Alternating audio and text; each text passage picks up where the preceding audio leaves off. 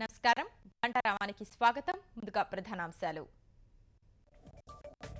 గుంటూరు జిల్లా బొల్లాపల్లి అటవీ ప్రాంతంలో దారుణం. ఇద్దరు అటవీ శాఖ అధికారుల్ని నరికి చంపిన దుండగులు.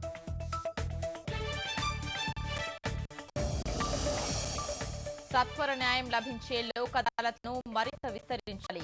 న్యాయ సేవాధికార సంస్థ సదస్సులో వక్తల సూచన. అనంతపురం జిల్లా పర్లచేడులో విషాదం. నలుగురి ప్రాణాలు బలిగొన్న బోరు లారీ.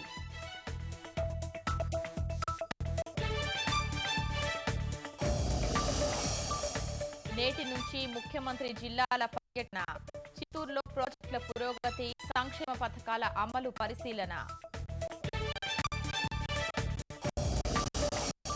జల సంరక్షణ కోసం ఈటీవీ ఆంధ్రప్రదేశ్ ఈనాడు కార్యక్రమం. నెల్లూరు సుజలాం సుఫలాం సదస్సు.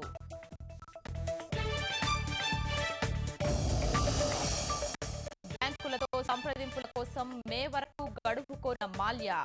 సోమవారం నిర్ణయం తీసుకోనున్న ఈడీ.